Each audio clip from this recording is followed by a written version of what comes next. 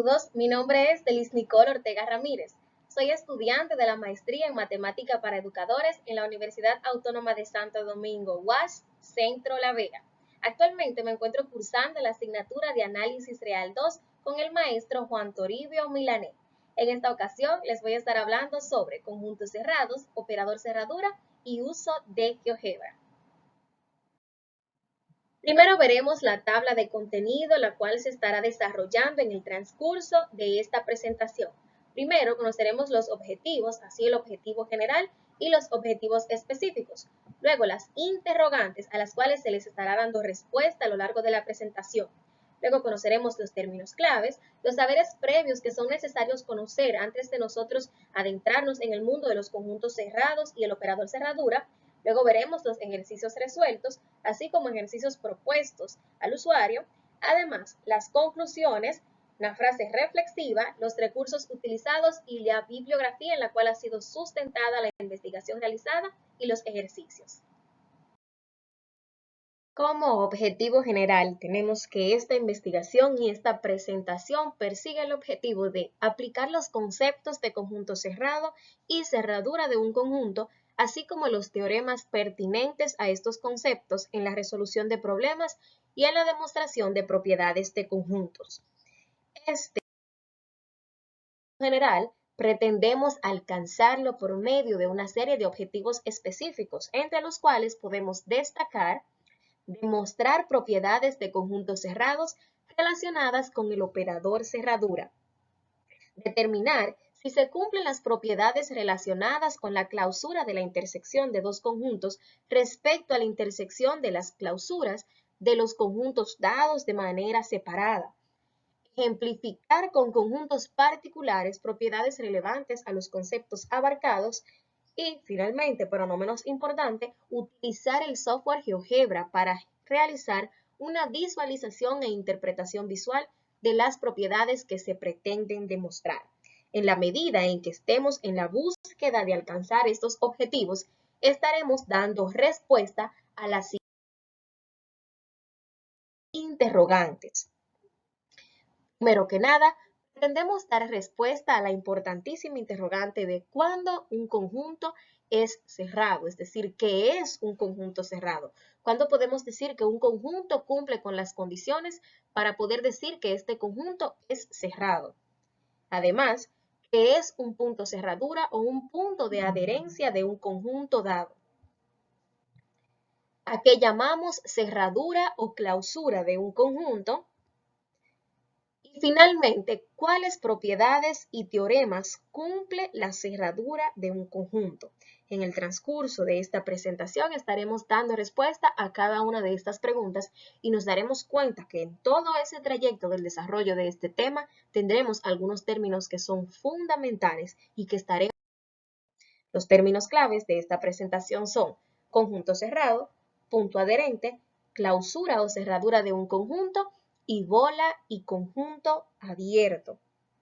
Asimismo, como existen términos claves, también existen una serie de saberes previos que son más que necesarios que sean de nuestro dominio para nosotros poder dominar el tema en cuestión y poder alcanzar cierto grado de conocimiento respecto a estos temas.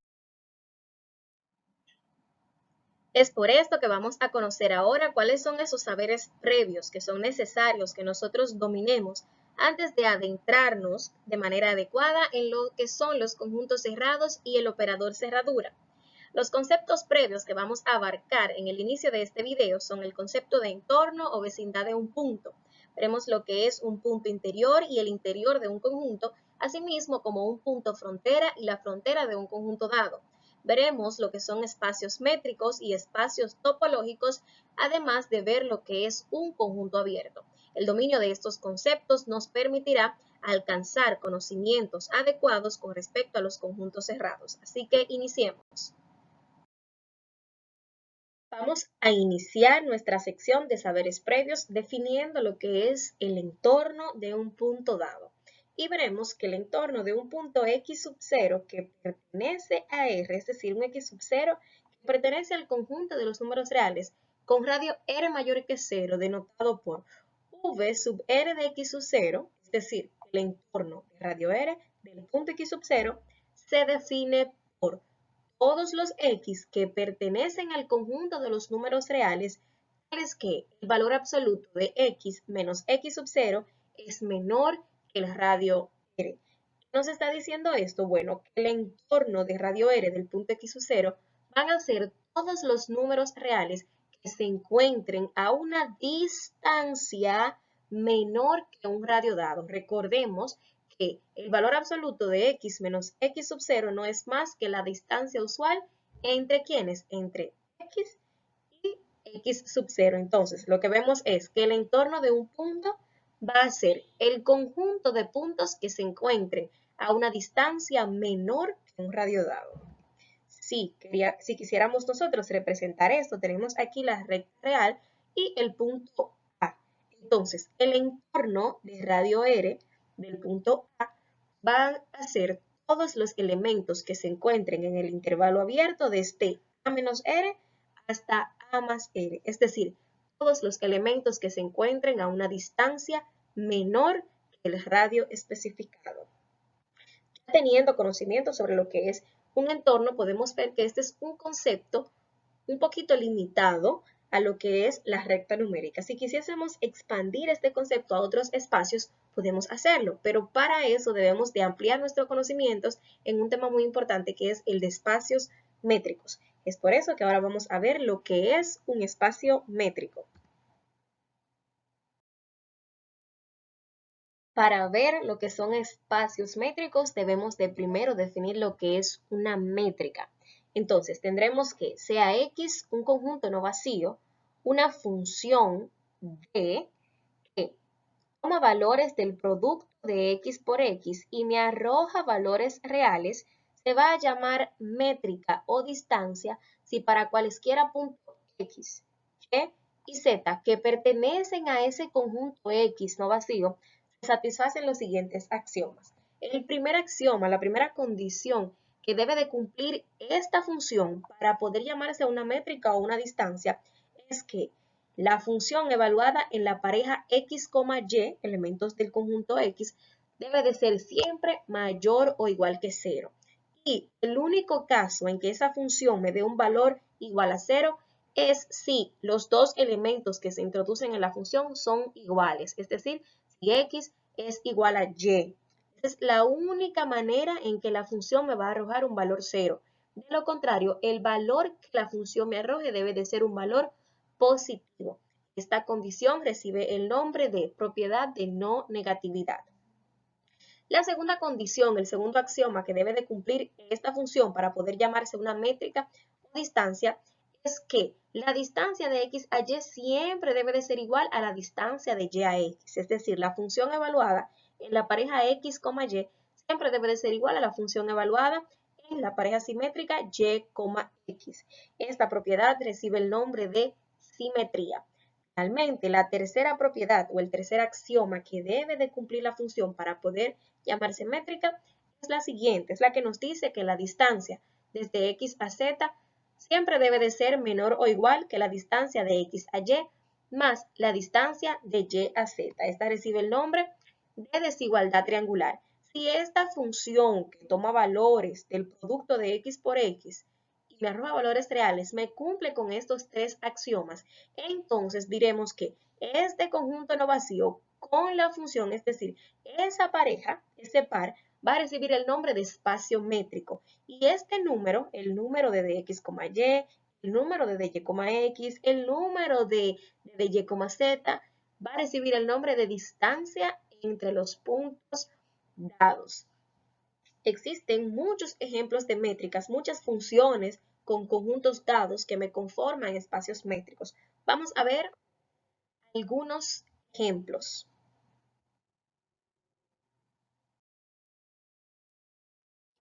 Veamos algunos ejemplos de métricas y de espacios métricos. Primero que nada, por supuesto, la distancia usual en R, la métrica usual, la que está dada por el valor absoluto de x menos y. En esta, para cualquier pareja de puntos sobre la recta real, tendremos que la distancia entre uno y otro va a estar dada por el valor absoluto de la diferencia de los mismos. Es muy sencillo verificar que esta función con el conjunto de los números reales me forman un espacio métrico debido a que esta función cumple con los tres axiomas que vimos con anterioridad: la no negatividad, la simetría y la desigualdad triangular. Otro ejemplo de métrica es la distancia discreta. En esta, la función está dada simplemente por 0 si x y y son iguales y 1 si x es distinto de y. Entonces, para cualquier pareja de puntos, si esos puntos son iguales, la distancia será 0. Si son distintos, la distancia será 1. De esta forma, la distancia desde 5 hasta 5 es 0, la distancia desde 5 hasta 6 es 1, pero asimismo la distancia desde 5 hasta 798 también es 1, porque para cualquier pareja de puntos distintos en R, la distancia discreta es 1. Aunque esta no es tan intuitiva como la usual a la cual estamos acostumbrados, también podemos verificar que esta función con el conjunto de los números reales cumple con los tres axiomas necesarios para poder llamarse una métrica o una distancia y por tanto me forma un espacio métrico. Otro ejemplo es el que tenemos aquí. Aquí el conjunto ya no es el conjunto de los números reales, sino que el conjunto no vacío sobre el cual vamos a estar expresando nuestra función va a ser el intervalo desde 0 hasta 1. Y la función que va a tomar parejas de valores de este conjunto y me va a arrojar números reales va a estar dada por el mínimo entre el valor absoluto de x menos y 1 menos el valor absoluto de x menos y. Entonces vamos a verificar que esta función con el conjunto dado me forman un espacio métrico. Para esto solo tenemos que verificar que esta función de aquí, de dx, y, me cumple los tres axiomas que necesitamos para que se verifique que es una métrica. Vamos a hacerlo. Para este ejemplo tendremos que sea x el conjunto dado por el intervalo desde 0 a 1 y sea de una función que toma parejas de valores de x, es decir, que toma valores del producto de x por x y me arroja números reales y esta función dada por de x, y será igual al mínimo entre el valor absoluto de x menos y 1 menos el valor absoluto de x menos y, entonces tendremos que demostrar que esa función d es una métrica en x, una métrica sobre este conjunto. Para esto solo tendremos que demostrar que se cumplen los tres axiomas que vimos con anterioridad: la no negatividad, la simetría y la desigualdad triangular. Primero, la no negatividad nos dice que para cualquier pareja de valores que yo introduzca a mi función, entonces el resultado tendrá que ser un número no negativo, es decir, un número positivo o 0, siendo únicamente 0 cuando x y y son iguales. Entonces aquí tenemos que para x igual a y, entonces la distancia de x a y va a ser el mínimo entre el valor absoluto de x menos y 1 menos el valor absoluto de x menos y. Pero si x y y son iguales, entonces x menos y es 0 y el valor absoluto de x menos y es también 0. Lo mismo va a suceder aquí. Por lo tanto, lo que estamos evaluando es simplemente el mínimo entre 0 y 1 menos 0, es decir, el mínimo entre 0 y 1, y esto es 0. Por lo tanto, hemos visto que siempre que x y y sean iguales, entonces la función me va a arrojar el valor 0. Por otro lado, cuando x es distinto de y, entonces voy a tener la distancia será igual al mínimo entre el valor absoluto de x menos y 1 menos el valor absoluto de x menos y. De aquí que vamos a tener, bueno, la primera expresión, es decir, el valor absoluto de x menos y, siempre será un valor no negativo por propiedades del valor absoluto o por la definición del valor absoluto de una cantidad, sin importar lo que me dé esta diferencia.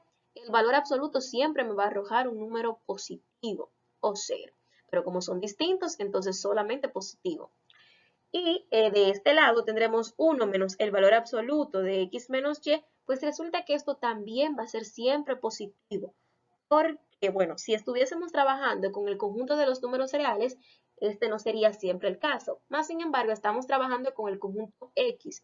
El conjunto x solamente me da valores entre 0 y 1, incluido el 0 y el 1 sin incluir. Lo que me dice a mí que esta diferencia de 1 menos la diferencia de cualquier pareja de valores en ese intervalo siempre será un número mayor que 0. Por lo tanto, podremos decir que la distancia de x a y va a ser mayor que 0 cuando x y y sean valores distintos y va a ser 0 cuando x y y sean valores iguales, cuando x sea igual a y. Por lo tanto, hemos demostrado la no negatividad. Vamos ahora a ver si se cumple la simetría para esta función. Tendremos que para cualquier x y y en este conjunto x, sabemos nosotros por propiedades de valor absoluto que el valor absoluto de x menos y es igual al valor absoluto de y menos x. Entonces podemos utilizar esta información para probar que la distancia desde x a y es igual a la distancia de y a x. Sustituyendo en la definición de nuestra función tendremos que el mínimo entre el valor absoluto de x menos y 1 menos el valor absoluto de x menos y va a ser igual al mínimo entre y menos x y 1 menos el valor absoluto de y menos x. ¿Por qué? Porque estas expresiones son iguales, son equivalentes. Entonces, ¿qué es esta expresión de aquí? Pues simple y llanamente la distancia entre x y y. Y esta expresión de aquí, pues es simplemente la distancia entre y x. Por lo tanto, hemos demostrado que para esta función en este espacio, es decir, en este conjunto no vacío, se va a cumplir la simetría. La distancia de x a y será igual a la distancia desde y hasta x. Finalmente, debemos demostrar que se cumple la desigualdad triangular para los valores pertenecientes a este conjunto. Entonces, vamos a suponer que la distancia desde x a z es el mínimo entre el valor absoluto de x menos z y 1 menos el valor absoluto de x menos z. Y no hay que suponerlo, esto es así por cómo está definida la función. Pero además tendremos que la distancia desde z hasta y va a ser el mínimo entre el valor absoluto de z menos y 1 menos el valor absoluto de z menos y. Aplicando propiedades de valor absoluto en estas dos expresiones, pues podríamos nosotros llegar a la conclusión que deseamos de que la distancia desde x a y va a ser siempre igual al mínimo entre x menos y 1 menos x menos y dentro de valor absoluto respectivamente. Por lo tanto, hemos nosotros comprobado que para esta función sobre este conjunto X, entonces ellos me forman un espacio métrico porque esta función cumple con los tres axiomas dados para que la función misma sea una métrica sobre el conjunto dado. Ya teniendo conocimiento sobre lo que son espacios métricos, podemos pasar a conocer lo que son bolas abiertas de un punto en un espacio dado. Entonces, sean x, d, es decir, el conjunto no vacío x con la métrica de un espacio métrico a un elemento de x de este conjunto no vacío y siendo a un punto fijo y r un número real positivo, entonces la bola abierta con centro en a y radio r es el siguiente subconjunto de ese conjunto X que me forma el espacio métrico. Vemos que la bola centrada en A con radio R van a ser todos los elementos X del conjunto X, tales que la distancia desde X hasta A, que es nuestro centro, sea menor que el radio dado. Yo sé que esta definición que tenemos aquí se les hace conocida, pues claro que sí, es muy similar a la definición de entorno o de vecindad que vimos al inicio de la sección de conceptos previos, pues resulta que los entornos, las vecindades, son un tipo específico de bola abierta, solo que para los entornos, las vecindades en R, teníamos que, bueno, estábamos trabajando en el conjunto de los números reales con la distancia usual. Aquí el concepto de bola abierta me generaliza el concepto de entorno. Me dice elementos X que pertenecen a ese conjunto no vacío sobre el cual se definió un espacio métrico y me dicen la distancia de X a A. ¿Qué distancia? No necesariamente la usual, la distancia bajo la cual se definió el espacio métrico. Entonces esa distancia va a ser menor que el número real R. Las bolas abiertas no necesariamente son bolas, eso va a depender del espacio en el cual estemos buscando el entorno. Puede ser que sí sean bolas, puede que sean esferas, puede que sean simplemente intervalos. Esto va a depender del entorno en el que nos estemos desenvolviendo. Pero siempre estaremos hablando del conjunto de aquellos elementos que se encuentran a una distancia menor que un radio dado del punto fijo que nosotros hemos establecido. Podemos nosotros entonces hablar de punto interior de un conjunto y de lo que es el interior de un conjunto dado. Tendremos que si ese es un subconjunto de un espacio X, representado con X mayúscula, se dice que X pequeña es un punto interior de ese si existe una vecindad o un entorno U de X al que esa vecindad, ese entorno también está contenido completamente en el conjunto S dado. Es decir, un punto se considera interior a un conjunto si existe al menos una bola abierta completamente contenida en el conjunto y que esta bola abierta esté centrada en el punto que nosotros estamos considerando. Para representar esto visualmente tenemos el conjunto S representado por esta figura y tenemos los puntos X y Y. A simple vista podemos ver que el punto X es un punto interior del conjunto porque existe al menos una bola abierta, un entorno, una vecindad centrada en X que está completamente contenida en el conjunto dado. Por otro lado, el punto Y, este no es su caso. Vemos que si disminuimos el radio, todas las bolas abiertas centradas en Y contienen puntos que están en S y puntos que no pertenecen al conjunto. Es decir, no existe una sola bola abierta que esté completamente contenida en S. Por lo tanto, Y no es un punto interior como lo es X. Podemos decir entonces, conociendo el concepto de punto interior, que el conjunto de todos los puntos interiores de S se le llama interior de S y se denota de esta forma que nosotros estamos viendo aquí, in de S o por medio de esta simbología.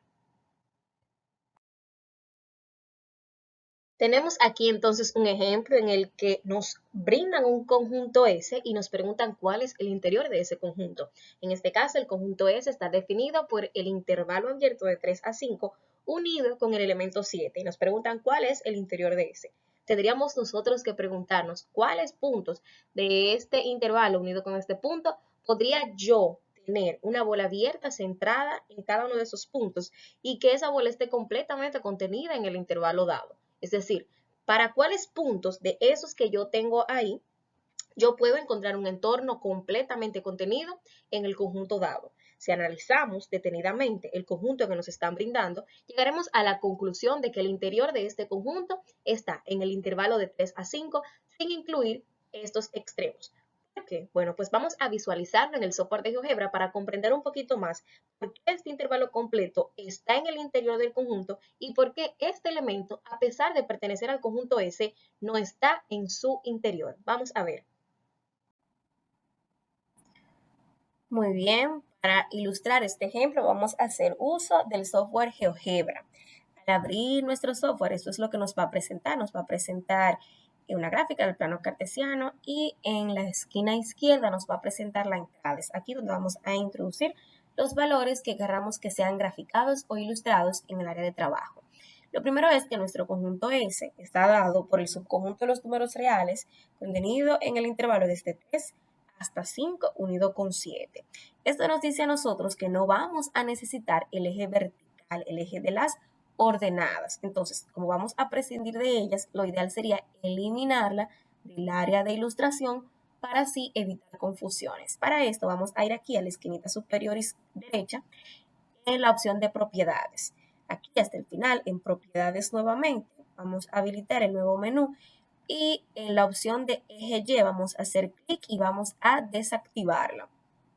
Al desactivarla, automáticamente el eje Y va a desaparecer de nuestra área de ilustración y nos queda solamente el eje de abscisas, nuestra recta real. Ahora sí podemos proceder a representar aquí nuestro conjunto S.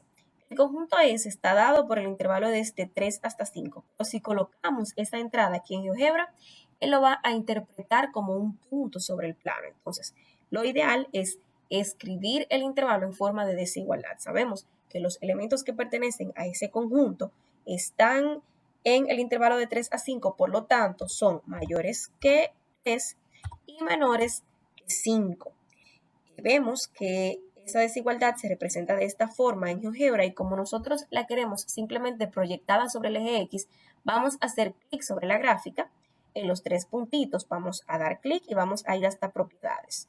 En propiedades vamos a ir a estilo y en estilo vamos a activar la opción de mostrar sobre el eje X. Así, nuestra desigualdad va a quedar simplemente representada sobre el eje de abscisas, pero sabemos el conjunto S, aparte de ser el intervalo desde 3 a 5, está unido con el punto 7.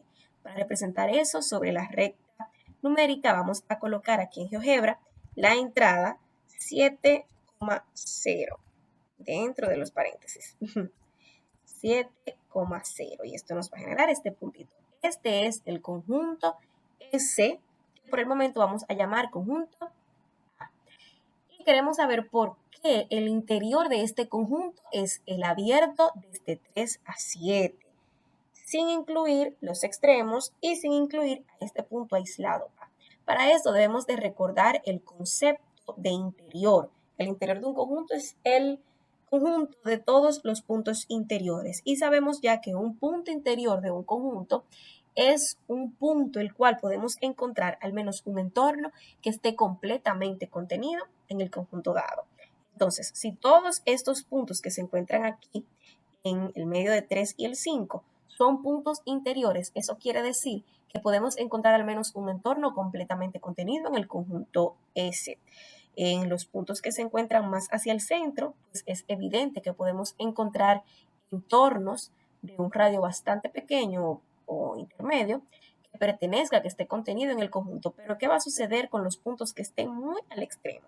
Vamos a escoger en la opción de herramientas la selección de punto y vamos a colocar un punto que creamos que esté tan cerca del extremo que no exista ningún entorno que esté completamente contenido. Vamos a colocar ese punto aquí. A simple vista, podríamos decir nosotros que ese punto se encuentra tan cerca de nuestro límite B que no podríamos encontrar nosotros un entorno que esté completamente contenido en A. Pero ¿qué pasa si nos acercamos lo suficiente para visualizarlo mejor? Si nos acercamos un poquito más a nuestra gráfica, vamos a observar que sí podríamos nosotros aquí representar un entorno de radio adecuado que esté completamente contenido en el conjunto A. Pero ¿qué pasa si nos acercamos un poquito más todavía? Justo antes de llegar a 5, un poquito más cerca. Bueno, pues asimismo podríamos nosotros acercarnos un poco más y descubriríamos que también para ese punto C existe un entorno completamente contenido en el conjunto dado. Y así podríamos hacerlo incansables veces. Vamos a tomar otro aún más cerca de nuestro extremo, que es 5. Pues nueva vez nos acercamos un poco más y vamos a notar que mientras más nos acercamos, será más evidente para nosotros que sí existe al menos un entorno con un radio adecuado, un radio lo suficientemente pequeño. ¿Para qué? Para que esté completamente contenido en el conjunto A. ¿Qué va a suceder entonces con el punto aislado 7? Si nos vamos a nuestro punto aislado, vamos a notar que no existe un entorno que me contenga completamente, que esté completamente contenido en el conjunto A. Si nos acercamos lo suficiente, podremos ver que cualquier entorno que nosotros tomemos, por pequeño que sea, no va a estar contenido en A. El único punto del conjunto que va a tener es al punto mismo, no va a estar completamente contenido. Lo mismo si tomamos entornos muy grandes, tan grandes que alcancen la otra parte del conjunto. Si tomamos entornos lo suficientemente grandes, lo único que va a pasar es que van a haber algunos puntos del conjunto, pero el entorno en sí no va a estar contenido, que es lo que se requiere para que el punto pertenezca al interior del conjunto dado. Aquí hemos demostrado, o más bien ilustrado, que el interior del conjunto dado por el intervalo desde 3 a 5 sin incluir, unido con el 7, es simple y llanamente el intervalo abierto desde 3 hasta 5. Por otro lado, podemos hablar de punto frontera de un conjunto y de la frontera de un conjunto dado. Veremos que un punto X que pertenece a un espacio X mayúscula es un punto frontera de un conjunto S subconjunto del espacio X si todo entorno del punto X contiene puntos de S y de su complementario. Es decir, vimos que el punto es interior si existe al menos un entorno, al menos una bola abierta, que esté completamente contenida en el conjunto dado. Ahora bien, va a ser frontera si absolutamente todos los entornos que yo pueda generar con diferentes radios, con absolutamente cualquier radio dado, esa bola abierta va a contener puntos siempre del conjunto y de su complementario. Vamos a ver esto gráficamente. Tenemos el mismo conjunto que utilizamos para el ejemplo anterior, el conjunto S dado por esta figura, y tenemos el punto X y el punto Y. Ya vemos que el punto X es un punto interior, no puede ser un punto frontera. Entonces, analizaremos el punto Y. Anteriormente dijimos que absolutamente cualquier bola abierta que yo genere centrada en el punto Y, para cualquier radio, radios más pequeños que el radio establecido ahí, o incluso radios más grandes, entonces tendremos que siempre habrán puntos que estén contenidos en S y puntos que estén contenidos en el complementario de S. Por lo tanto, el punto Y es un punto frontera, un punto que se encuentra en el área limítrofe de nuestro conjunto. Entonces, al conjunto de todos los puntos frontera de un conjunto lo vamos a llamar frontera del conjunto dado y se va a designar por medio de esta notación, es decir, FR de S va a ser un conjunto en el cual van a estar contenidos todos los elementos que yo pueda considerar que son puntos frontera del conjunto S dado.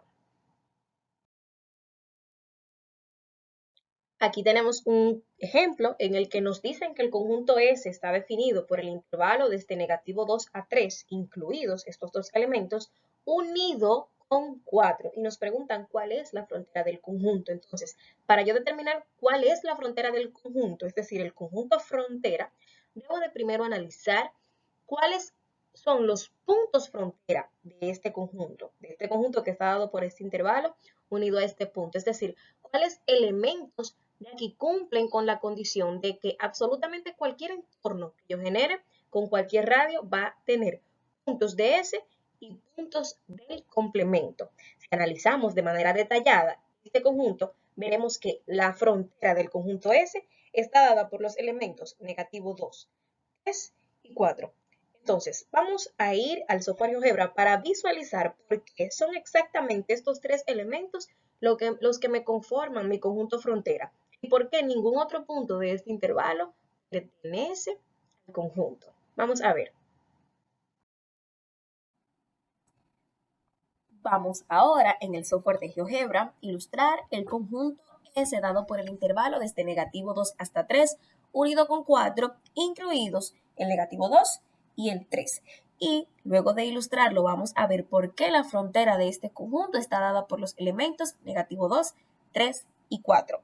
Nuevamente, vamos a prescindir del eje de ordenadas, por lo tanto podemos eliminarlo de la misma forma en que lo hicimos en el ejemplo anterior. Ahora, para introducir nuestro conjunto, vamos a iniciar introduciendo la desigualdad que me va a generar el intervalo desde negativo 2 hasta 3. Esta va a estar dada por negativo 2 menor o igual que x menor o igual que 3. Aquí, al igual que en el ejemplo anterior, vamos a hacer clic sobre la figura generada. En los tres puntos vamos hasta propiedades y en la opción de estilo vamos a activar la opción mostrar sobre el eje X. Ahora podemos introducir la otra parte del conjunto que está dada por el punto sobre la recta real 4. Para esto, en el menú de entrada de GeoGebra vamos a introducir el comando 4,0. Esto nos va a arrojar el otro punto que pertenece a nuestro conjunto S. Y así tenemos el conjunto S graficado sobre la recta real y vamos a ver por qué. La frontera de este conjunto está dada solo por los elementos negativo 2, 3 y 4. A simple vista podemos ver que cualquier elemento que se encuentre en estas inmediaciones podremos encontrar algún entorno con un radio adecuado que esté completamente contenido en él. Es decir, van a pertenecer a otro conjunto especial que ya vimos que es el interior del conjunto. Sin embargo, para el elemento 2, para el elemento 3 y para el elemento 4 esto no va a suceder. Vamos a ver por qué. Vamos a colocarnos aquí en el 2. Y recordemos que los entornos, las vecindades, son simétricas. Es decir, el radio que yo adopte hacia la derecha es el mismo radio que va a tener mi entorno hacia la izquierda. Por más que yo me acerque en el elemento negativo 2, para radios muy reducidos va a estar contenido en el conjunto solamente la mitad del intervalo, es decir, la mitad de la vecindad. La simetría va a hacer que la otra mitad me quede en el complemento del conjunto. Sin importar que tan pequeño sea el radio de esa vecindad, siempre voy a tener una parte de los puntos en el conjunto y la otra parte, la parte correspondiente a su simétrico del otro extremo, va a estar en el complemento. Y esto es lo que se requiere para que un punto pertenezca a la frontera de un conjunto. Que todo entorno que yo escoja tenga puntos del conjunto y puntos de su complemento. 2 cumple con esta característica. Lo mismo va a suceder con el punto 3. Vamos a desplazarnos un poquito hacia el punto 3. Vemos que el punto 3 se encuentra en los límites del conjunto. Aquí, en los extremos, ¿verdad? Vamos a ver por qué 3 es un punto frontera. Nuevamente, por más que nos acerquemos, vemos que cualquier entorno que yo tome de radio muy reducido va a tener la mitad de esa vecindad con puntos del conjunto y la otra mitad, el otro extremo simétrico, va a contener puntos del complemento, lo que quiere decir que 3 va a ser un punto frontera del conjunto dado. ¿Qué va a suceder con nuestro punto aislado 4? Bueno, con nuestro punto aislado 4 sucede algo muy particular. Cualquier entorno que yo tome de 4, con radio muy pequeñito, o con radio intermedio o radio grande, va a contener el punto 4. El punto 4 es un punto del conjunto. Asimismo, lo que se encuentra a los extremos, es decir, los demás puntos de esas vecindades van a ser puntos del complemento, como podemos ver. Por lo tanto, para cualquier vecindad de 4, para cualquier entorno de 4, vamos a tener puntos del complemento, que son los de las inmediaciones, y puntos del conjunto. En este caso, un punto en el conjunto que va a ser el mismo 4. Con un punto es más que suficiente. Por lo tanto, 4, un punto aislado del conjunto S, pertenece a la frontera del conjunto por contener todo entorno, puntos del complemento y un punto del conjunto que es A. Asimismo, si tomamos entornos bastante grandes, o no bastante grandes, sino lo suficientemente grandes, por ejemplo, un entorno que me incluya esta parte del conjunto, pues voy a ver que la parte de A voy a tener otros puntos del conjunto, pero asimismo puntos del complemento. O sea que sin importar el tamaño del entorno que yo escoja, muy pequeñito o lo suficientemente grande, todos los entornos de A van a tener puntos del complemento, así también como puntos del conjunto. Por lo tanto, 4, 3, negativo 2 me conforman la frontera del conjunto S. Ahora podemos hablar de conjuntos abiertos. Un conjunto A, subconjunto de un espacio X, es un conjunto abierto si para cada elemento X que pertenece al conjunto A existe una bola abierta centrada en A de radio R que esté completamente contenida en el conjunto A. Es decir, un conjunto podré yo decir que cumple las condiciones para ser abierto si para cualquier punto que esté contenido en el conjunto yo puedo encontrar un entorno, una vecindad, una bola abierta que esté completamente contenida en el conjunto A. Recordando un poco los conceptos anteriores, dijimos que un punto interior es aquel que cumple exactamente con esta condición. Un punto interior es aquel el cual podemos encontrar un entorno completamente contenido en el conjunto. Esto nos dice que para los conjuntos abiertos se va a cumplir la siguiente propiedad. Diremos que A es un conjunto abierto en X si para cada elemento X que pertenece a A, entonces X es un punto interior. Es decir, podremos decir que A es abierto solamente si A es igual al interior del conjunto. Esto nos dice que el interior de un conjunto A es un conjunto abierto. Veamos ahora algunos ejemplos de conjuntos que son abiertos. Veremos así que el conjunto de los números reales, es decir, el intervalo desde menos infinito hasta infinito, es abierto completamente. Esto porque para cualquier punto en este intervalo, yo puedo encontrar una bola abierta centrada en ese punto de un radio dado que esté completamente contenida en los números reales. También veremos que el conjunto G, definido como todos los X que pertenecen al conjunto de los números reales, tales que X se encuentra entre 0 y 1, es abierto, es decir, el intervalo desde 0 a 1, sin incluir estos extremos, es un conjunto abierto, por supuesto. ¿Por qué? Porque todos los puntos que se encuentran en este intervalo, yo puedo encontrar una vecindad, un entorno, una bola abierta centrada en ese punto de un radio adecuado que esté completamente contenida en el intervalo. Por otro lado, el conjunto J definido como el intervalo desde 0 a 1, incluidos el 0 y el 1, no es abierto. ¿Por qué? Pues tenemos que pensar si todos los elementos de este intervalo yo puedo encontrar una bola abierta, es decir, un entorno que esté completamente contenido en el conjunto J. Y ustedes dirán, pero ese conjunto J es muy similar al conjunto G. La única diferencia es que ahora me incluye al 0 y al 1. Entonces la pista debe de estar justamente en estos elementos. Y pues así mismo es, tanto para 0 como para 1, no podemos encontrar entornos que estén completamente contenidos en el conjunto J. Siempre van a haber partes de esa vecindad que no estén en el conjunto. Por lo tanto, este intervalo no es un conjunto abierto. En cambio, el conjunto G, dado por este intervalo de acá, sí me forma un conjunto abierto. Veremos ahora algunas propiedades fundamentales que cumplen los conjuntos abiertos. Tendremos que sea X, D un espacio métrico, es decir, teniendo un conjunto no vacío y una métrica definida, entonces sea este par un espacio métrico, se cumplirán las siguientes propiedades. Primero, el conjunto X bajo el cual está definido el espacio métrico y el vacío son conjuntos abiertos. Estos son los casos triviales. Por otro lado, si U de alfa, tal que alfa pertenece a A, es una familia arbitraria de conjuntos abiertos en X, en ese espacio, entonces la unión de esa colección arbitraria va a ser un abierto en X. Asimismo, tendremos que si U y V son subconjuntos de ese espacio y son conjuntos abiertos en X, entonces la intersección de estos abiertos va a ser un abierto en X. De igual forma, a partir de esta propiedad podemos deducir que cualquier colección finita de abiertos en un espacio va a darme como resultado otro conjunto abierto en el espacio métrico definido. Con lo que hemos visto hasta el momento, podemos continuar nuestra sección de conceptos previos hablando de lo que son espacios topológicos. Tendremos entonces que sea X un conjunto no vacío, entonces una colección tau de subconjuntos de X se va a llamar topología en X si se satisfacen los siguientes axiomas.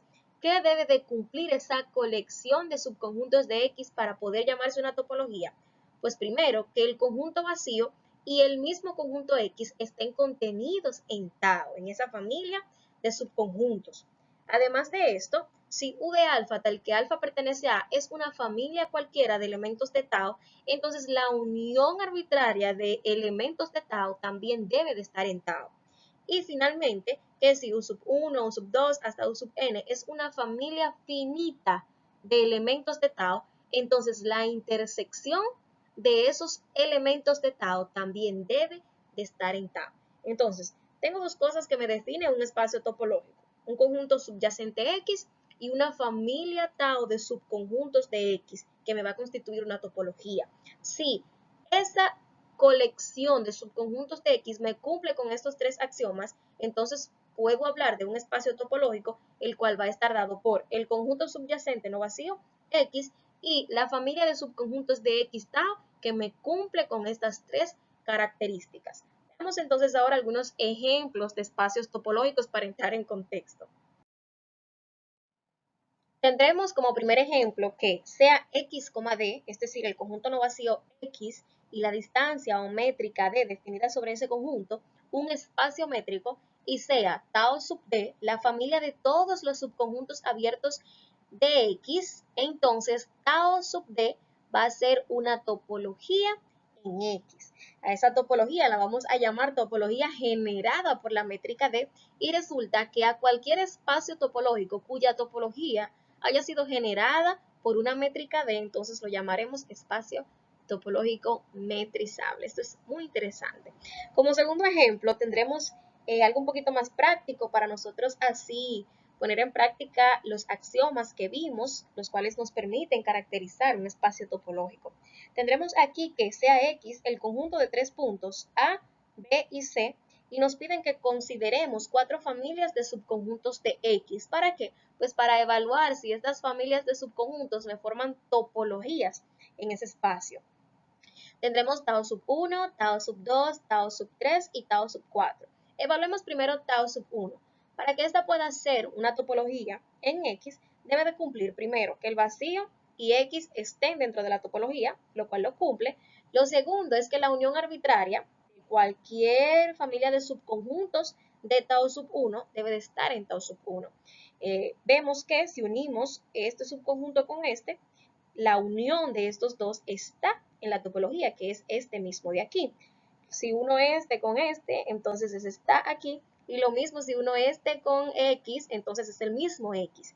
Por lo tanto, la unión arbitraria de cualquier familia de subconjuntos de tau sub 1 está en tau sub 1. Lo mismo con la intersección. Si intersecto este subconjunto con este de acá, el que me genera es este. El resultado de la intersección de esos dos conjuntos es el conjunto dado por el elemento A. Por lo tanto, las tres propiedades se cumplen y podemos nosotros afirmar que tau sub 1 es una topología para ese espacio X. Veamos tau sub 2. Cumple con la primera propiedad, el vacío y X están en la topología. Segundo, tengo que verificar que la unión arbitraria de cualquier familia de subconjuntos de tau sub 2 esté en tau sub 2. Rápidamente podemos evaluar y nos damos cuenta que sí, si uno este subconjunto con este me genera este. Asimismo, si uno este subconjunto con este subconjunto me generan este mismo. Si uno este subconjunto con este de acá, ustedes dirán, este me da los elementos, el conjunto formado por los elementos A, B y C, y ese no lo veo ahí. Pues resulta que A, B y C es X. Es exactamente el conjunto X y X ya está aquí. Con la intersección va a suceder pues que si intersecto estos dos, el resultado va a ser B, el conjunto formado por el elemento B, y está aquí. Si intersecto estos dos, la intersección me va a dar como resultado del conjunto cuyo único elemento es A, y eso está aquí. Si intersecto, vamos a ver cuál es, intersecto este subconjunto con este, me da el vacío, y eso está aquí en la topología. Por lo tanto, la intersección de cualquier cantidad finita de elementos de tau sub 2 está en tau sub 2, y al cumplir las tres propiedades podemos decir entonces que tau sub 2 es una topología para X. Vamos a ver el tercer conjunto, la tercera familia de subconjuntos de X. Vemos que rápidamente que cumple con los tres axiomas. Está el vacío y X, están en la topología, y vemos que la unión de cualquier familia arbitraria de subconjuntos de tau sub 3 me genera otro conjunto que está en tau sub 3. Lo mismo con la intersección finita de cualquier pareja de conjuntos de esta familia, también va a estar aquí. Entonces, esta también me constituye una topología para ese conjunto. Vamos a ver qué sucede con tau sub 4. Vemos que el vacío y X están, por lo tanto cumple con la primera propiedad. Veamos qué sucede si trato de realizar la unión de cualquier familia arbitraria de subconjuntos. Si uno este con este, la intersección puede estar acá. Si uno este con este, veo que tenemos problemas. Si uno, el conjunto formado por el elemento B con el conjunto formado por el elemento C, me doy cuenta que la unión de estos dos conjuntos, que son subconjuntos de esa topología, no está en la topología misma. Y entonces, como la unión arbitraria de cualquier familia de subconjuntos de tau sub 4 no está necesariamente en tau sub 4, entonces no podemos afirmar que tau sub 4 es una topología para el espacio X, y por lo tanto esa topología con el conjunto X no me forma un espacio topológico. Esta no cumple con las condiciones. Esto, aunque es un ejemplo más ilustrativo que cualquier otra cosa, nos permite apreciar y ejercitar cuáles son los axiomas y las propiedades que debemos de tener en cuenta para verificar que un conjunto no vacío X y una familia de subconjuntos de X, es decir, una topología, me cumplen las condiciones para hacer un espacio topológico. Consideramos que ahora sí, con los conocimientos adquiridos hasta el momento, podemos nosotros adentrarnos en el mundo de los conjuntos cerrados y el operador cerradura. Para eso debemos iniciar esencialmente definiendo lo que es un conjunto cerrado. Veremos que un conjunto cerrado va a estar definido de la siguiente manera. Sean X, D un espacio métrico, ya nosotros sabemos lo que es un espacio métrico, entonces A, un subconjunto de X, de ese espacio, y X pequeña, un elemento de ese conjunto A, que es subconjunto del espacio métrico. Diremos entonces que A es un conjunto cerrado en X si el complemento de A es abierto. Es decir, si tenemos un conjunto A que es subconjunto de un espacio métrico, entonces diremos que ese conjunto es cerrado en ese espacio si el complemento de ese conjunto es abierto. Aquí tenemos una pequeña representación visual de lo que estamos definiendo aquí con palabras. Si A es un conjunto cerrado, es decir, este A es un conjunto cerrado, la parte de azul es el conjunto A y la parte rosada es el complemento de A, ¿verdad? En el espacio X. Entonces, si este conjunto A es cerrado, pues resulta que el complemento de A va a ser abierto. Este conjunto de acá, el conjunto que me constituye el complemento, va a ser un conjunto abierto. Eso es lo que estamos diciendo. ¿De qué manera puedo entonces comprobar que un conjunto A es cerrado? Pues simplemente tengo que hallar el complemento de ese conjunto en el espacio dado y verificar entonces si ese conjunto, que es el complemento del que yo estoy evaluando, es abierto. Veamos algunos ejemplos. Bien, el primer ejemplo que veremos de conjuntos cerrados nos proporciona el conjunto I, el cual está definido por el intervalo desde 0 a 1, incluidos el 0 y el 1, y nos dicen que es cerrado. ¿Cómo podríamos nosotros confirmar o denegar esta información? Pues simplemente pensemos en el complemento del conjunto I. El complemento del conjunto I va a estar dado por la unión de estos dos intervalos, ¿verdad? Desde menos infinito hasta 0, unido desde 1 hasta infinito. Si este conjunto, el conjunto formado por el complemento del conjunto I, es abierto, entonces estos dos deben de ser abiertos. ¿Por qué? Porque la unión de abiertos es lo que me genera un abierto. Entonces, evaluamos estos dos intervalos.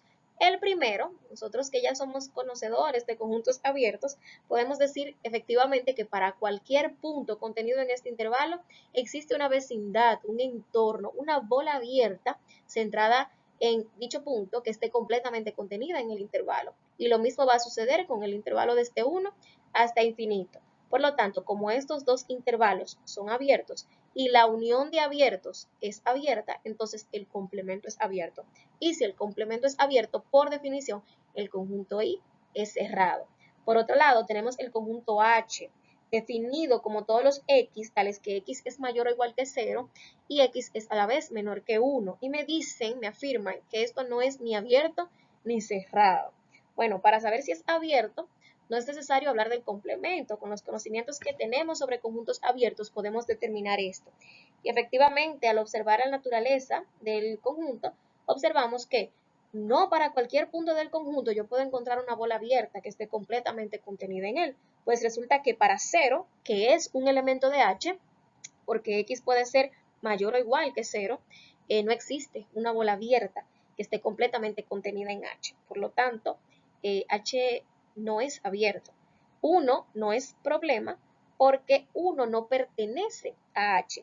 Entonces siempre para cualquier punto muy cercano a 1 yo voy a poder encontrar una bola abierta de radio adecuado que esté en H. Así que no hay problema. El problema está en el 0. Vamos a ver entonces, no es abierto. Vamos a ver por qué tampoco es cerrado. Para eso sí debemos auxiliarnos del complemento. Pues el complemento de H efectivamente va a ser la unión de los siguientes intervalos. El intervalo desde menos infinito hasta 0, unido con el intervalo desde 1 hasta infinito, incluido el 1, ¿verdad? Porque el 1 no está en H, entonces debe de estar en el complemento. Bueno, pues si esto es abierto, debe de ser unión de abiertos. Veamos si estos dos intervalos son abiertos. El primero, si lo es, ya lo dijimos en el caso anterior. El intervalo desde negativo infinito hasta 0 es abierto. Ahora bien, el intervalo desde 1 incluido hasta infinito no es un intervalo abierto, puesto que para el punto 1 no existe una bola abierta centrada en 1 para absolutamente ningún radio que esté completamente contenida en ese intervalo. Siempre cualquier entorno va a tener puntos que van a salir de aquí. Por lo tanto, como estos dos intervalos no son abiertos, entonces esa unión no es abierta y por tanto el complemento de H no es un conjunto abierto. Así que podremos nosotros decir que el conjunto H no es abierto ni cerrado. Esto nos da una noción de que el hecho de que un conjunto sea abierto no quiere decir que sea cerrado. Del mismo modo que un conjunto no sea cerrado no quiere decir que no sea abierto. Existen conjuntos que no son abiertos ni tampoco son cerrados, como este caso que acabamos de ver. Así podemos nosotros conocer algunas propiedades fundamentales de los conjuntos cerrados. Tenemos aquí que sea X un espacio topológico. Si C es una colección, es la colección de todos los subconjuntos cerrados de C, entonces los siguientes enunciados se satisfacen.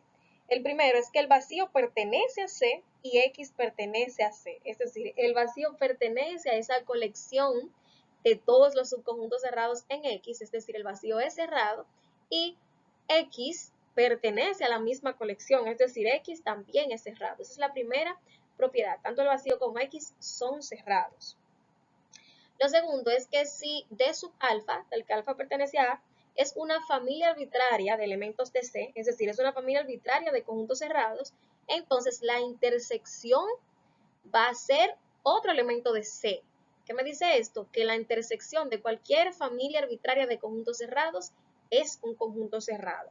Y finalmente, que si C sub 1, C sub 2 hasta C sub n es una familia finita de elementos de C, entonces la unión es un elemento de C. Esto me dice que la unión de cualquier colección finita de conjuntos cerrados es efectivamente un conjunto cerrado. Bueno, lo que hemos visto hasta el momento nos permite hablar de lo que es punto cerradura o punto adherente de un conjunto, lo que muchos llaman punto de contacto. Sea pues X un espacio topológico, A un subconjunto de ese espacio topológico X y X pequeña un elemento que pertenece a ese espacio, se dice que X es un punto cerradura o un punto de adherencia del conjunto A si para toda vecindad U de X se cumple que la vecindad intersectada con el conjunto A va a ser distinto de vacío, es decir, la intersección de A con cualquier vecindad del punto va a ser distinta de vacío. ¿Qué nos deja dicho esto? Bueno, que un punto va a ser un punto de adherencia de un conjunto si para cualquier entorno que yo tome, para cualquier bola abierta que yo genere de absolutamente cualquier radio, entonces esa vecindad, ese entorno va a tener puntos de A. La intersección de A con esa bola abierta va a ser distinta de vacío. Veamos algunos ejemplos ilustrados. Aquí tenemos tres situaciones. Tenemos el primer caso, el punto X. El punto X, por la definición que ya hemos visto, podemos decir que es un punto interior del conjunto A, ¿verdad que sí? Porque vemos que existe al menos una bola abierta que está contenida en el conjunto. Bueno, pues efectivamente, los puntos interiores son puntos adherentes de un conjunto. ¿Por qué? Bueno, pues absolutamente cualquier entorno que yo tome va a tener puntos de A. Y fíjense, hay entornos que tienen solo puntos de A y hay entornos que tienen puntos de A y puntos del complemento. Esto no es problema. Lo importante es que cumpla la condición de que en la intersección de A con ese entorno hayan puntos de A. Este otro punto, que también lo hemos llamado X, se encuentra en esta posición, una posición que ya nosotros conocemos, sabemos qué tipo de punto es este, pues vemos que cualquier entorno contiene puntos de A. Todo entorno también tiene puntos del complemento, es un punto frontera, ¿verdad? Pero por el simple hecho de que cada entorno de absolutamente cualquier radio que yo tome va a tener puntos de A, me cumple la condición necesaria para yo decir que ese X es un punto adherente, es un punto cerradura del conjunto A. Por el contrario, este punto X de aquí no es un punto de contacto, no es un punto adherente. ¿Por qué? Hay entornos, hay bolas abiertas que tienen puntos de A, claro que sí. Ahora bien, existe al menos un entorno, existe más de uno, pero existe al menos un entorno alrededor de ese punto X que no contiene puntos de A, que está completamente en el complemento de A. Y al existir al menos un entorno que no cumpla con la condición de punto adherente, entonces definitivamente ese punto X no es un punto adherente del conjunto A. Bueno, pues efectivamente, teniendo claro lo que es un punto adherente o un punto cerradura de un conjunto, estamos en las facultades para decir lo que es la cerradura o la clausura de un conjunto A. Al conjunto de todos los puntos de adherencia de A se le llama cerradura de A y se denota por la siguiente expresión, la letra que me representa el conjunto con esta barra horizontal aquí arriba. Evidentemente se tiene que A va a ser un subconjunto de su clausura. Aquí tenemos un ejemplo de este conjunto, ¿verdad? Que si el conjunto A y su clausura ahí mismo graficada. Una propiedad importantísima es que sean X un espacio topológico y A un subconjunto de ese espacio topológico. Entonces diremos que A es cerrado si y solo si A es igual a su clausura. Tenemos aquí un conjunto A y efectivamente ese conjunto A es igual a su clausura porque este conjunto A es cerrado. Ya vimos cuando definíamos conjuntos cerrados que el complemento de ese conjunto A que está sombreado en azul es un conjunto abierto. Bueno, pues la clausura de A, el conjunto de todos sus puntos adherentes, es exactamente ese mismo conjunto. Por tanto, el conjunto podemos decir propiamente que es cerrado. Ahora sí, ha llegado el momento más importante, el momento de poner en práctica absolutamente todo lo que hemos visto, tanto como conceptos previos, asimismo como conceptos propios del tema, para resolver los ejercicios pertinentes al tema.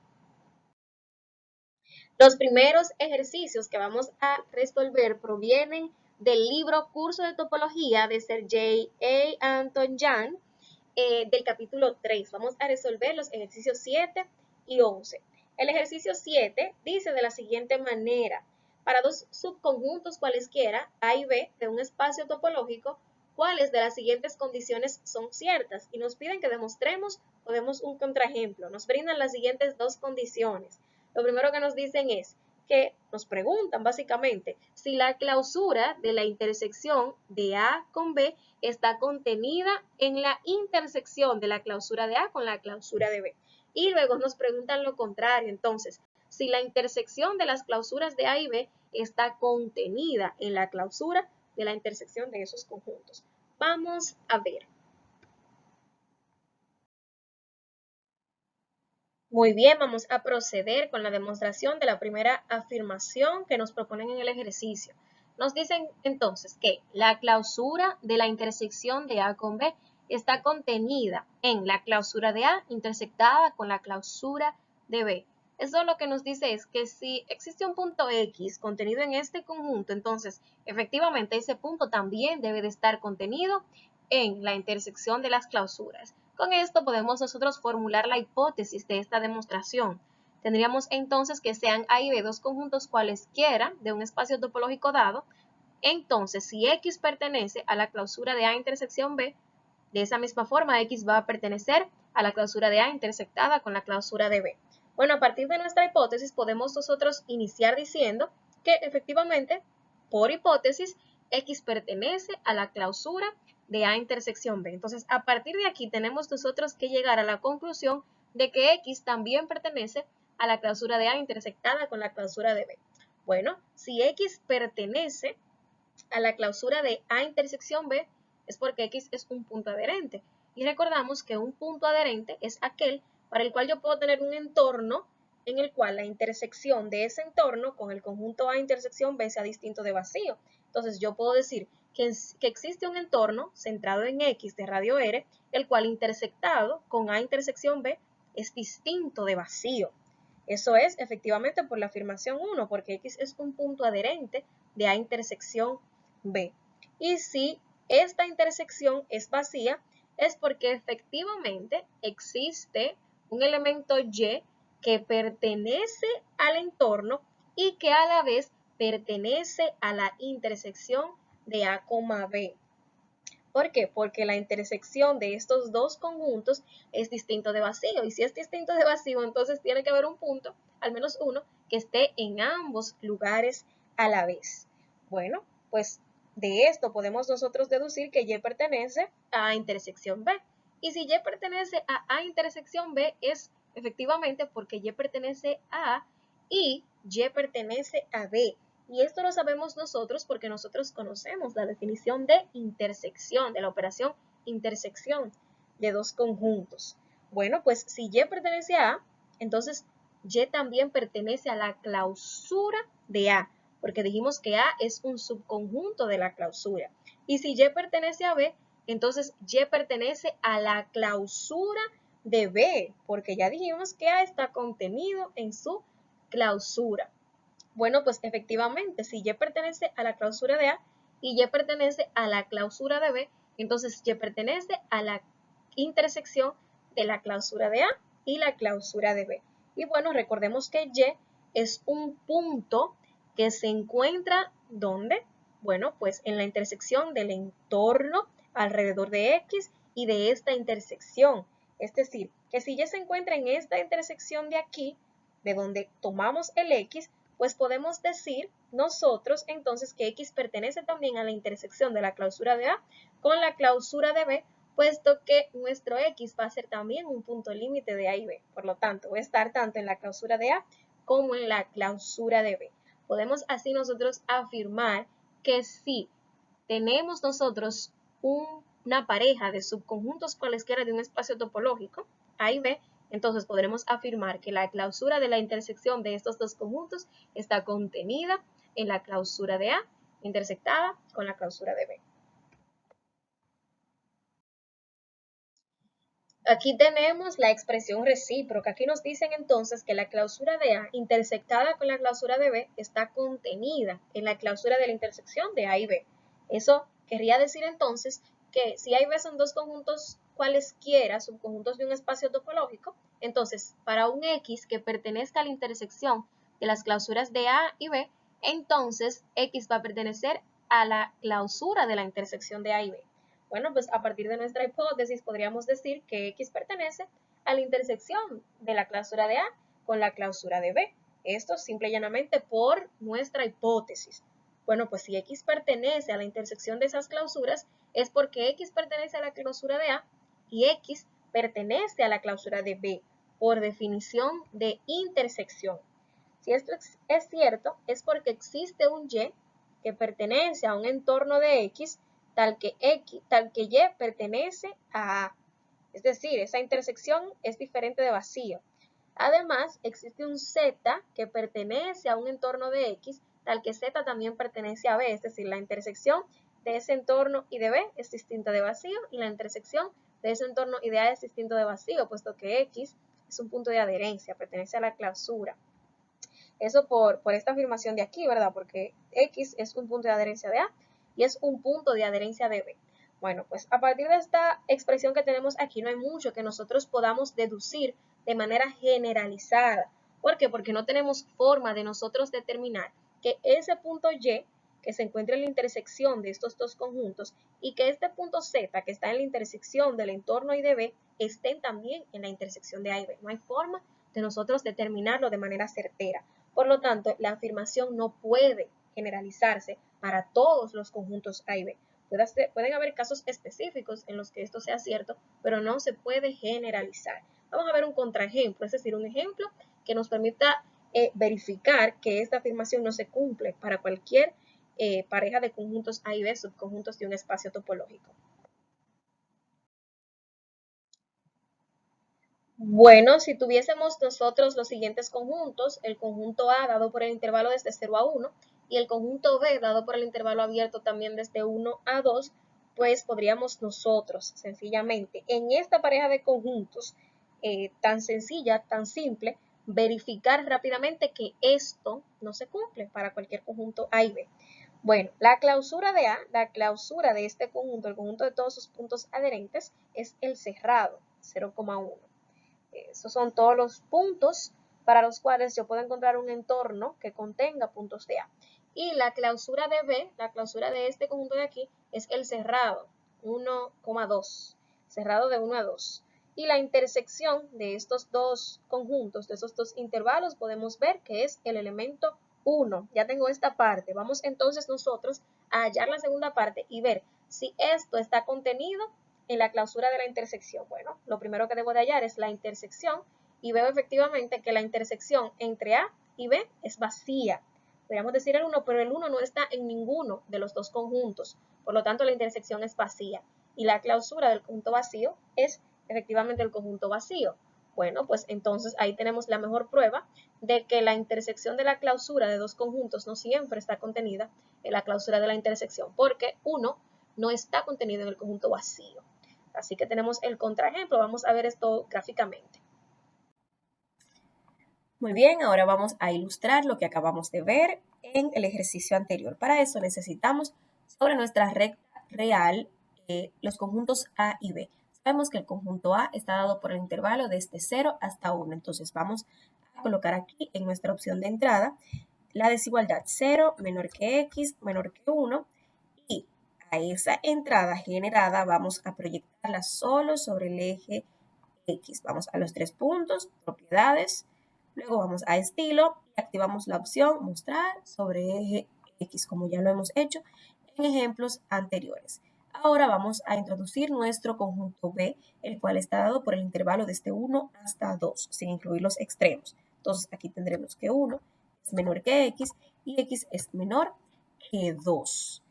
Ahora a esta entrada vamos a realizar dos opciones o dos comandos. Lo primero que vamos a hacer es proyectarla sobre el eje X, porque es necesario. Vamos a estilo, vamos a mostrar sobre el eje X y luego vamos a cambiarle el color porque lo que nos interesa es visualizar de manera exacta y concreta las características de la intersección de estos dos conjuntos.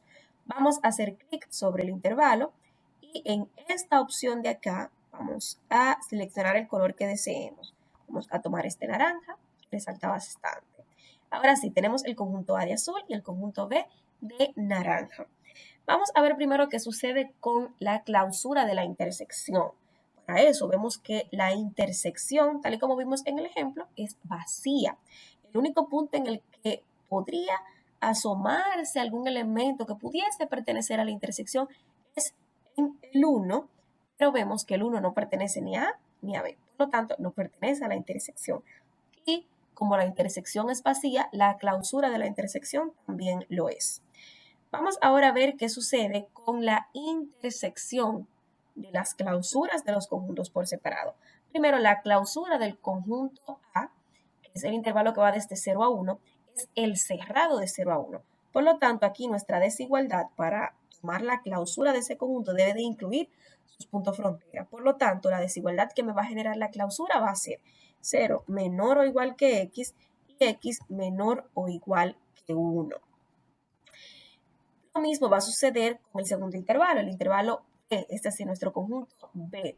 La clausura de este conjunto va a ser el interior más la frontera, es decir, que este conjunto va a tener que incluir a la frontera y para eso vamos a tener la desigualdad menos 1 menor o igual que x y esto menor o igual que 2. Aquí tenemos no graficados los conjuntos A y B, sino la clausura de A y la clausura de B. Y aquí sí podemos visualizar que la intersección sí existe. Estos dos conjuntos, la clausura de A y la clausura de B, se intersectan en el punto 1, es decir, que la intersección de las clausuras es distinta de vacío, tal y como habíamos visto. Por lo tanto, la clausura de la intersección está contenida en la intersección de las clausuras, más sin embargo, no se cumple en el sentido contrario.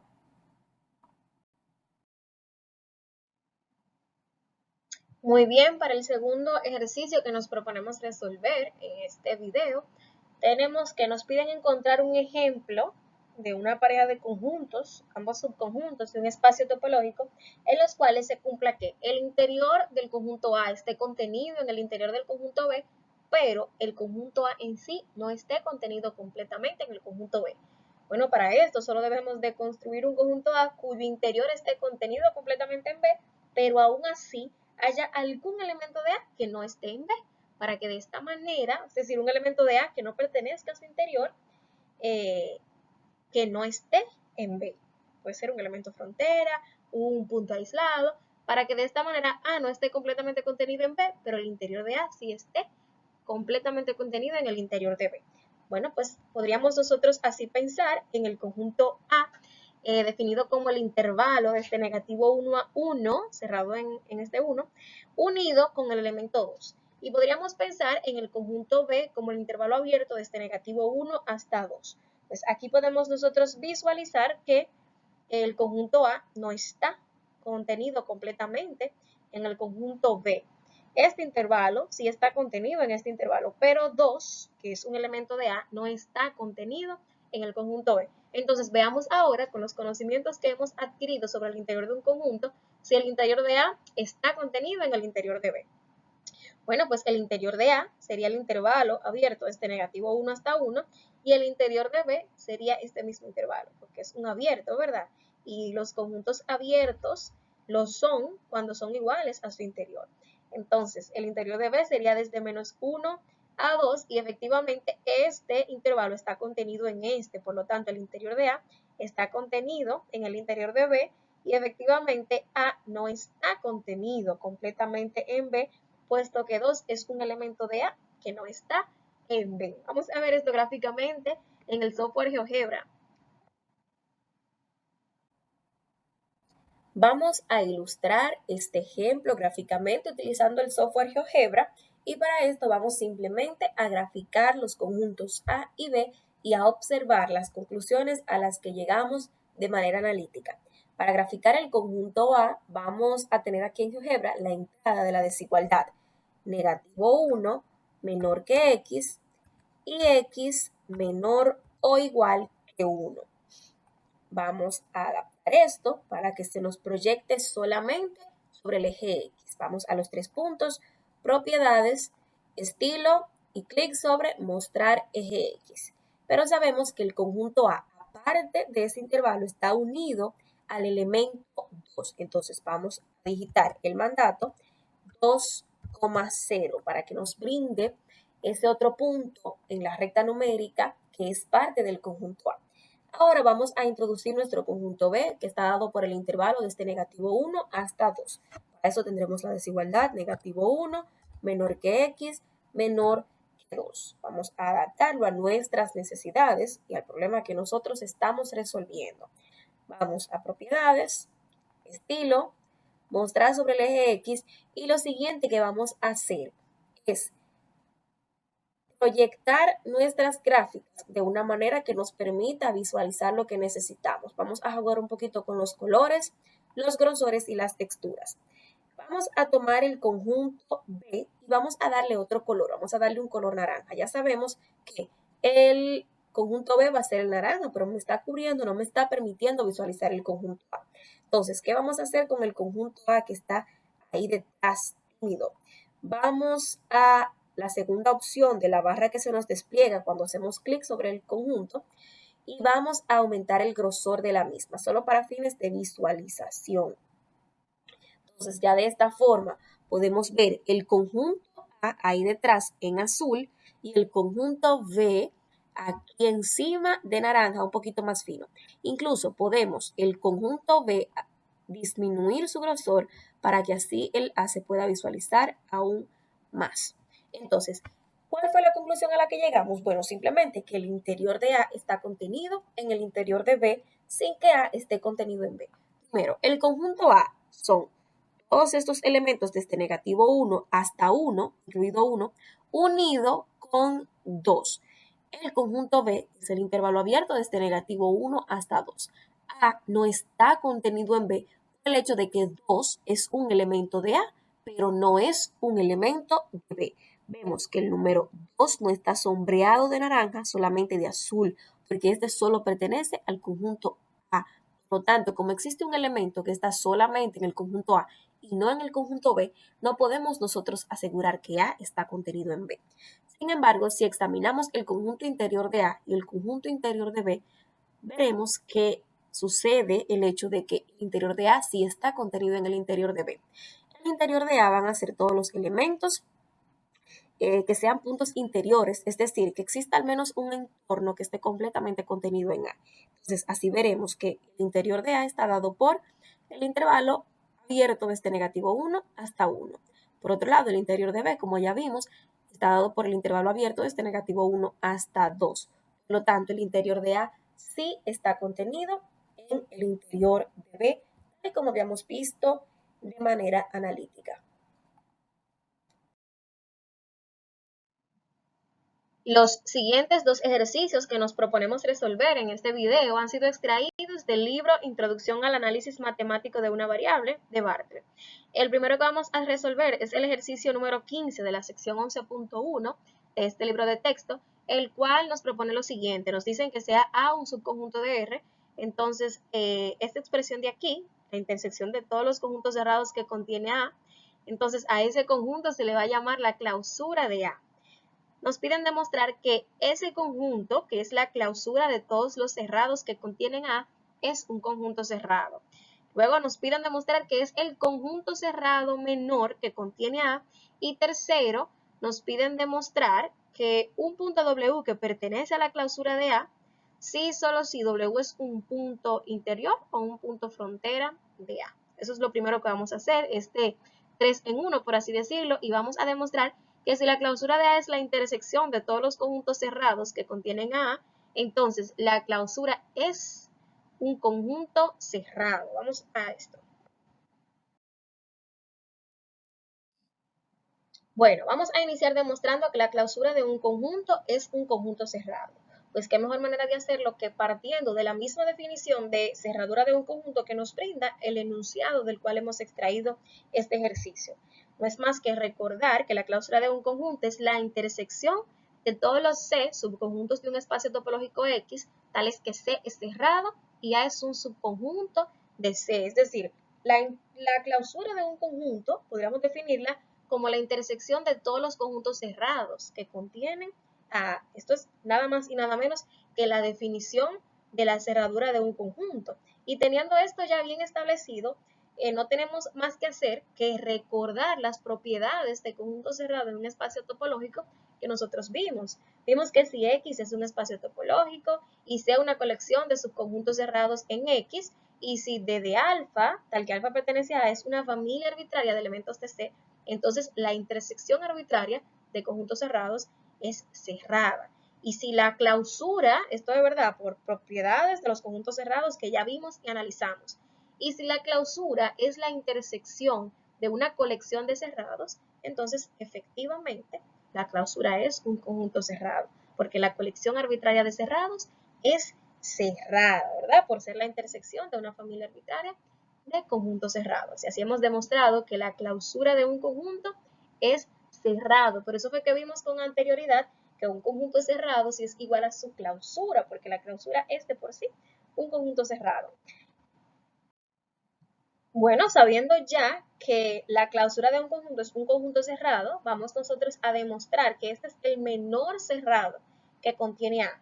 Vamos a iniciar planteando una hipótesis que nos permita desarrollar nuestra demostración de la manera más concisa y clara posible. Entonces, podríamos nosotros decir que sea C un conjunto cerrado que contiene A. Lo que queremos demostrar es que C también contiene la clausura de A.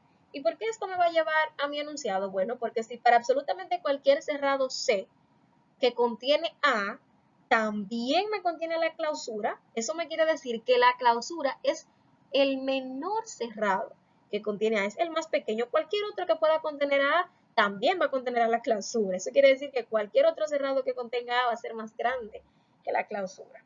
Bueno, a partir de esa hipótesis podemos nosotros realizar la primera afirmación. Por hipótesis, A está contenido en C, siendo C cualquier conjunto cerrado. Eso es lo que yo quiero partir. Entonces, me pongo a analizar. Yo sé que la clausura es la intersección de todos los conjuntos cerrados que contienen A. Es decir, mi clausura es la intersección de todos los cerrados que contienen A y C es un cerrado que contiene A. Entonces, obligatoriamente, la clausura, que es la intersección de todos los que contienen A, debe de estar contenida en C, ¿verdad? Que es un cerrado que contiene A, ya que cualquier conjunto cerrado que contenga A va a estar presente en la intersección de todos los cerrados que contienen A, ¿verdad que sí? La va a contener. Por lo tanto, podemos afirmar que C me contiene también a la clausura, ya que la clausura de A es la intersección de todos los cerrados que contienen A, tal y como habíamos dicho. Por lo tanto, cualquier conjunto C que contenga A también va a contener nada más y nada menos que a su clausura.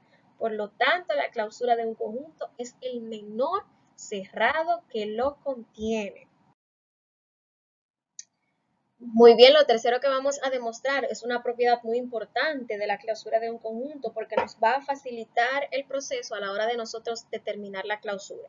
Aquí nos dice que un punto W pertenece a la clausura de A si solo si W es un punto interior o un punto frontera de dicho conjunto. Aquí vemos que nos brindan un bicondicional sí, solo sí, por lo tanto tenemos que probar ambas condiciones. Es decir, si sucede esto, entonces lo segundo se va a cumplir, pero de igual manera, si sucede lo segundo, eso me va a implicar que lo primero se cumple.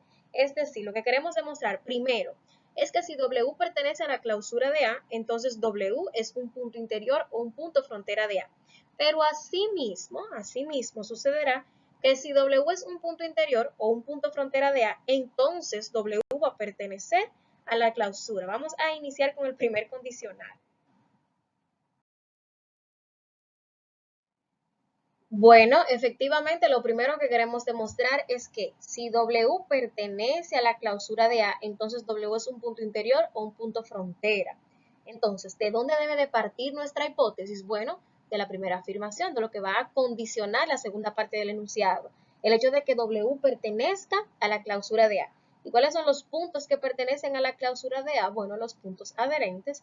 Entonces, de ahí debemos de partir. Sea W un punto de la clausura de A, es decir, un punto de adherencia de A, ¿qué va a pasar? Bueno, pues si es un punto adherente, resulta que para todo entorno V de W va a resultar que la intersección de ese entorno con el conjunto A va a ser distinta de vacío. Vimos que un punto es adherente si absolutamente cualquier entorno tiene puntos de A. Y si tiene puntos de A es porque la intersección con A es distinta de vacío. Eso es por la definición de punto de adherencia. Bueno, pues resulta que si la intersección de cualquier entorno de W con el conjunto A es distinta de vacío, es porque no hay absolutamente ningún entorno que esté completamente contenido en el complemento de A. Y si no hay un solo entorno que esté completamente contenido en el complemento, porque todos los entornos tienen puntos de A, entonces eso quiere decir que W no pertenece al exterior de A, puesto que no existen entornos de W tales que el entorno esté completamente contenido en el complemento, por lo mismo que especificamos. Bueno, pues si W no está en el exterior, entonces W debe pertenecer al interior o pertenecer a la frontera. Una de dos posibilidades. ¿Por qué? Porque todo entorno o tiene puntos de A o está completamente contenido en A, por el hecho de que no hay ninguno que esté completamente en el complemento. Por lo tanto, todos tienen puntos de A. Y si todos tienen puntos de A, hay dos condiciones.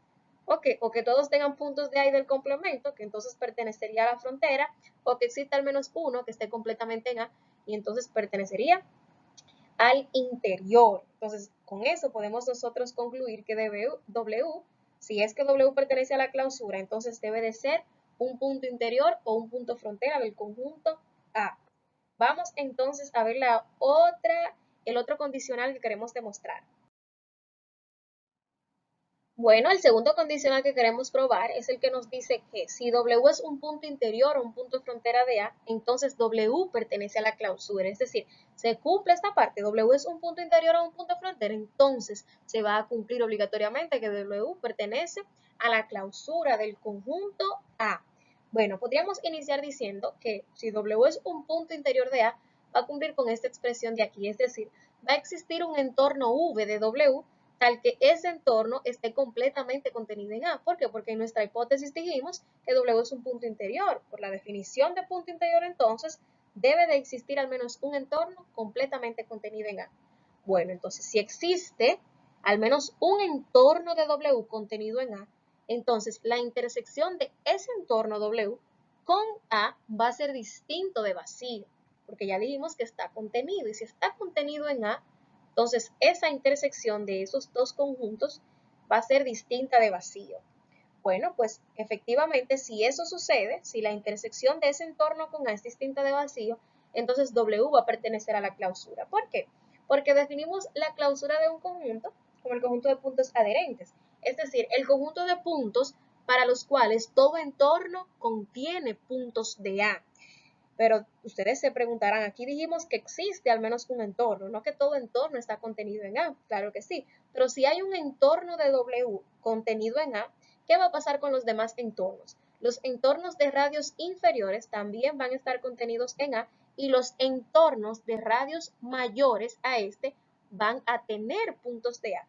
¿Cuáles puntos? pues los puntos bajo los cuales ese entorno que definimos estaba contenido en A. Por lo tanto, para cualquier entorno de W que yo seleccione, si existe uno contenido en A, entonces todos los entornos de W que yo pueda definir van a tener puntos de A y por tanto W va a ser un punto adherente. Si es un punto adherente, entonces W va a pertenecer a la clausura. Bueno, la segunda parte que nosotros tendríamos que especificar o demostrar más bien es si W es un punto frontera. Bueno, si W es un punto frontera, va a suceder que para todo entorno U de W va a existir un elemento Y que pertenece al entorno, tal que Y también pertenece a A. Porque definimos un punto frontera como aquel en el que para todo entorno, para cualquier bola abierta, ese entorno va a contener puntos de A y puntos del complemento. Y si contiene puntos de A y puntos del complemento, entonces contiene puntos de A.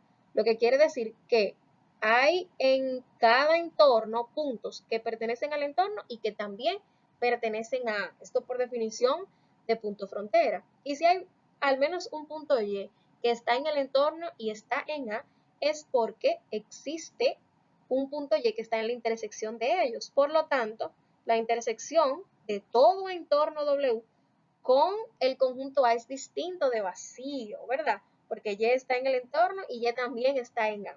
Y si para todo entorno de W la intersección con A es distinto de vacío, ¿qué nos define eso? Bueno, nos define que W es un punto adherente. Y si W es un punto adherente, entonces W pertenece a la clausura de A. Por lo tanto, hemos demostrado que un punto W pertenece a la clausura de A si y solo si es un punto interior o un punto frontera del conjunto A. Muy bien, por otro lado, el siguiente ejercicio del libro de Bartlett nos piden dar un ejemplo de un conjunto A, subconjunto de los reales, tales que su interior sea el conjunto vacío y su clausura sea el conjunto de los números reales. Aunque resulte un poquito contradictorio, recordemos, ¿verdad?, que esta simbología nos dice el interior de A. Aunque esto nos resulte un poquito contradictorio, sí existe más de uno. El ejemplo que vamos a dar en este video es el de un conjunto muy especial que usamos en nuestra vida diaria de manera muy frecuente y es el conjunto de los números racionales. Bueno, resulta que el interior del conjunto de los números racionales es vacío y la clausura del conjunto de los números racionales es el conjunto de los números reales. Vamos a ver de manera. Veamos por qué sucede esto. Veamos por qué, en primer lugar, la clausura del conjunto de los números racionales es el conjunto de los números reales.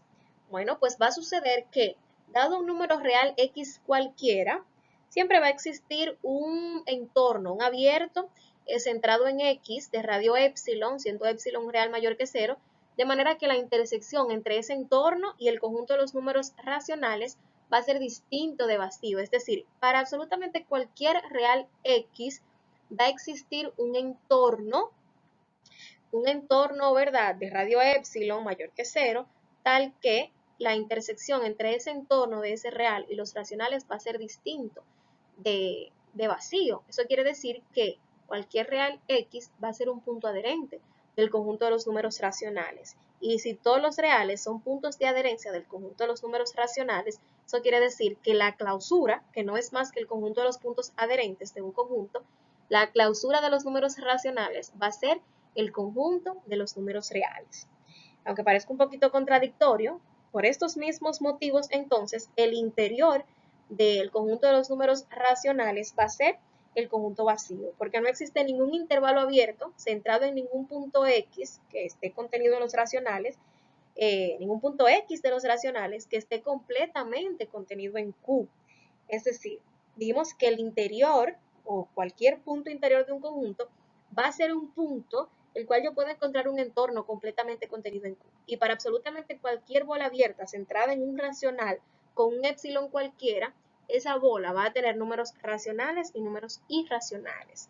Entonces, como no hay ninguna bola abierta que me contenga a un número racional y que la bola abierta solo tenga números racionales, entonces su interior va a ser vacío, va a ser el conjunto vacío por este mismo motivo. Entonces, el conjunto de los números racionales cumple la condición de que su clausura es el conjunto de los números reales y su interior es el conjunto vacío.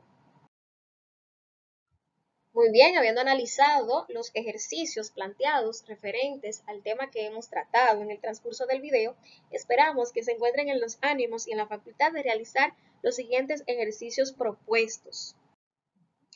El primer ejercicio propuesto les solicita, les pide que demuestren que siendo A el conjunto de los 1 sobre n, tales que n pertenece a los naturales, demostrar que ese no es un conjunto cerrado. Ahora bien, si el conjunto que definimos es este conjunto A unido con el elemento 0, entonces demostrar que ese sí es un conjunto cerrado.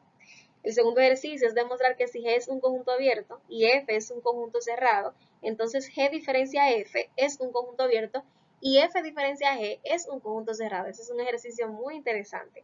Y tercero, demostrar que un conjunto F, subconjunto de los reales, es cerrado si y solo si contiene todos sus puntos frontera. Esos son los ejercicios que se proponen y esperamos que con mucho entusiasmo ustedes puedan dar solución a los mismos.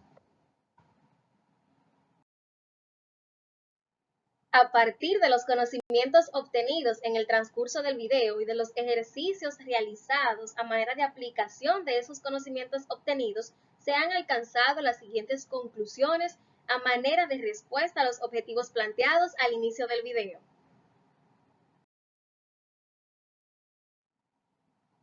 A partir de lo aprendido en este video ya podemos afirmar que un conjunto es cerrado si su complemento es abierto. Además, un conjunto cerrado siempre será igual a su clausura. Además, podemos concluir que la clausura de la intersección de dos conjuntos está contenida en la intersección de sus clausuras por separado. Mas, sin embargo, el caso contrario no es siempre verdadero. Además, podemos ya concluir que existen conjuntos cuyo interior es vacío y su clausura es el conjunto de los números reales. Por ejemplo, el conjunto de los números racionales, tal y como verificamos en este video. Asimismo, podemos concluir que la clausura es el menor cerrado que contiene a un conjunto. Además, para que un punto pertenezca a la clausura, debe de ser un punto interior o un punto frontera del conjunto dado.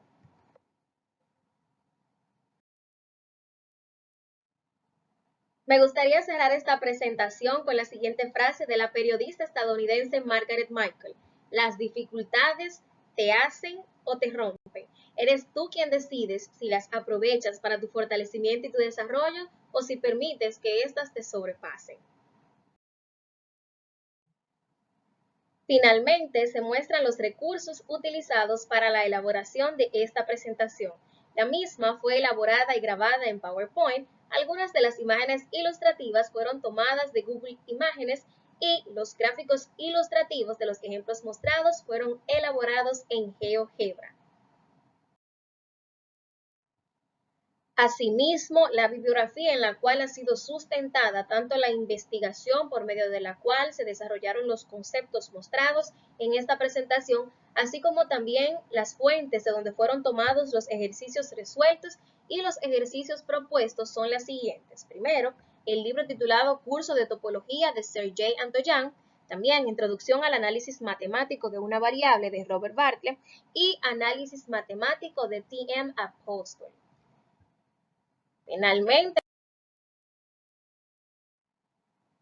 Finalmente, les damos las gracias por la atención prestada y por haberse tomado el momento de llegar hasta este punto del video. Espero que el video te haya gustado y que haya sido de completo provecho para ti. Nos vemos en la próxima.